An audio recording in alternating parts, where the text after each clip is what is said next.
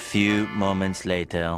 Olá! Neste vídeo, vamos discutir como a globalização, que facilita o transporte, o comércio e a circulação de pessoas, também contribui para a chegada de espécies exóticas em diferentes partes do mundo. Quando os organismos eles são transportados para regiões onde não existem naturalmente, eles podem causar desequilíbrios ecológicos, econômicos e sociais. Por isso, entender como essas introduções acontecem e quais são os seus impactos é essencial para a conservação ambiental. Bom, para compreender o problema, a gente precisa diferenciar alguns conceitos. Espécies exóticas são organismos que foram introduzidos fora de sua área natural de distribuição. Elas podem chegar de forma voluntária, como animais de criação, plantas ornamentais ou peixes para a aquicultura, ou de maneira involuntária, vindo em cargas de navios, containers, bagagens ou alga de lastro. Já espécies exóticas invasoras são aquelas que conseguem se estabelecer, se espalham e causam impactos negativos nos ecossistemas. Nem toda espécie exótica é invasora, mas quando se torna, gera consequências significativas. A few moments later. Agora, em 2025, o Instituto Chico Mendes atualizou a lista de espécies exóticas aqui no Brasil.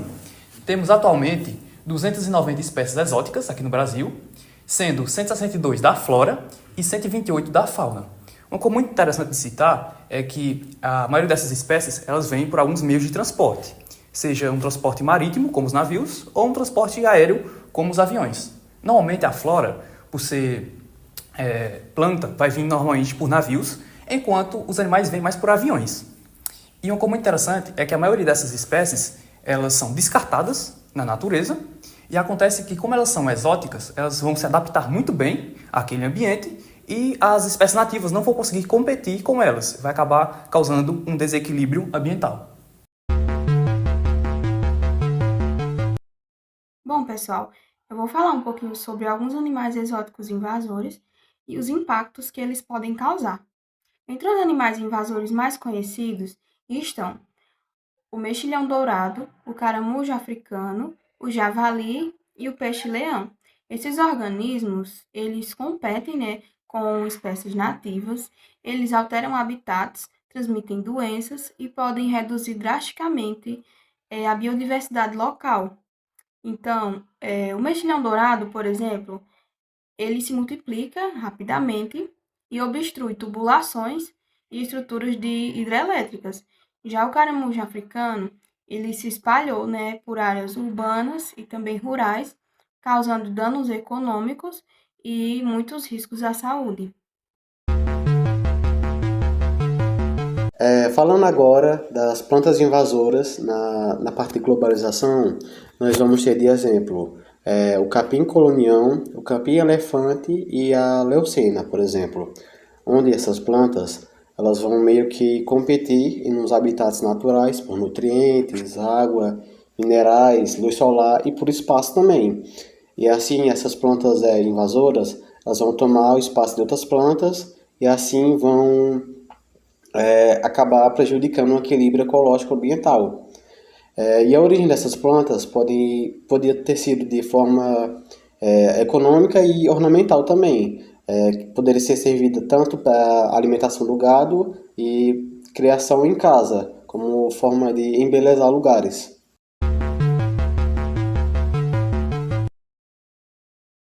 As espécies invasoras estão entre as principais ameaças à biodiversidade mundial.